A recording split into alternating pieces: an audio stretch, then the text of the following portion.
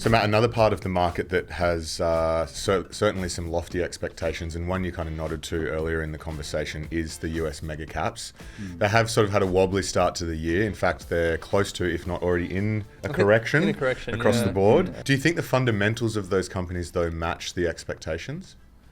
Look, I think, and the banks as well, the Aussie banks, they're all really good quality companies. They're great companies, and similar with the Magnificent Seven stocks, if we just focus on those.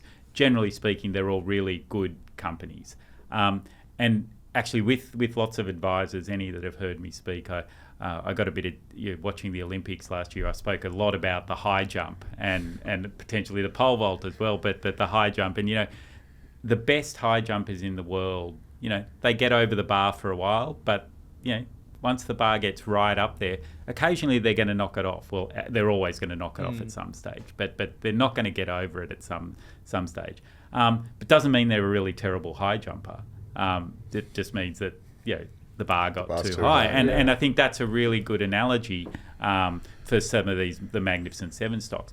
They're excellent companies, do fantastic stuff. I mean, I've just put my Apple Watch and my iPhone down. It's probably powered by some sort of chips out there. Everyone's got them all around us. Uses them all around us all day. But that high jump analogy where expectations have been baked in that we're going to get over the bar every time. We think that's probably where things are at. It's not that we haven't owned those stocks, we certainly have, but now it's starting to get really, and less so after the last couple of, as you say, they're off a little bit. But expectations are still very high for these stocks that, buy the dip, because they're going to continue to deliver. But the bar will get knocked off at some stage. And, we would rather, in terms of our investing, we would rather look to, I'm a short guy. This is a podcast. We'd rather look for the high jump, the bar that I can get over. We need the rest to bring the bar down. And so that's kind of where we look. But if you think back, and I'm not saying that we're anywhere near .com bubble territory or anything along those lines, but if you think back to some of the capex that was done back in .com, like amongst some of the telecom providers and things like that, they were building, fiber optic cable that could, sustain, a massive amount of data flowing through the cable or those sorts of things.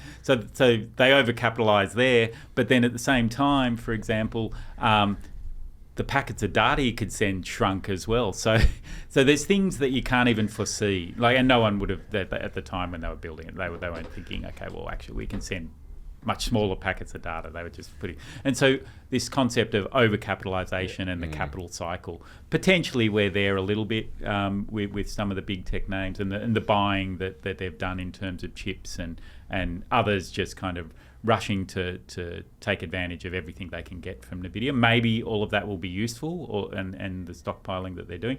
Maybe they've just overcapitalised a little bit, and we need to be a bit cautious. And I think the big takeaway from the .com bubble wasn't that these predictions and theses were wrong. It's just 100%. That they were early, and that's right. The amount of fiber optic cable that was built eventually got used. Yeah. It was just there was a period where the businesses went bankrupt and those assets sold. Yeah. And the hard thing about hard things, the book by Ben Horowitz, he was trying to build cloud computing applications 20 years before cloud computing became ubiquitous and became the thing that everyone wanted to invest in. And that could end up being the story here. No one was wrong, but it was just very early. Yeah. And that really leads to the company that's in the middle of this infrastructure boom, which is Nvidia. Yeah. And in your portfolios at Morningstar, you've been underweight Nvidia for a little while now. So give us a sense of your thinking around the company that is top of everyone's mind.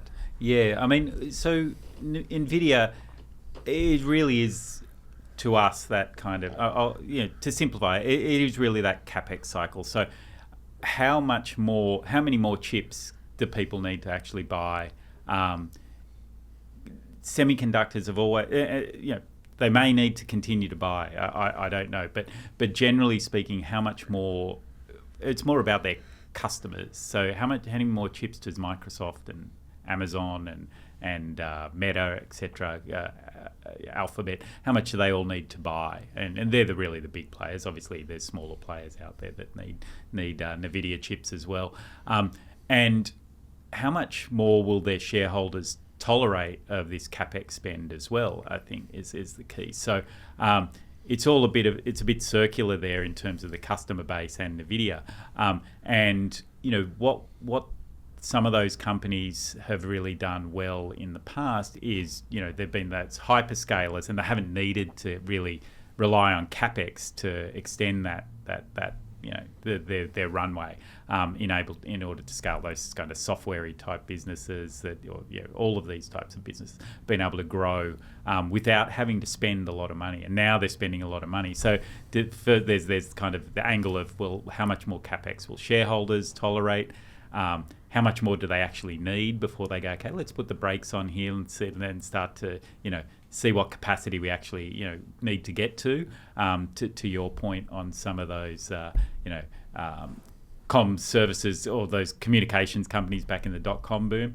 And then you're going, okay, well, if the expectations for Nvidia are so high that they're going to continue to deliver, and not only deliver but smash whatever the expectations were, well, people are going to get disappointed at some stage. I mean, the semiconductor companies, as I've said, they're generally been quite cyclical.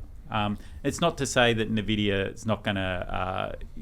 the probabilities are just lower for Nvidia to be able to continue to drive growth. And it's not so much... we don't think of Nvidia in isolation. We think, okay, well, are there better opportunities on a risk-reward perspective to be able to invest your money?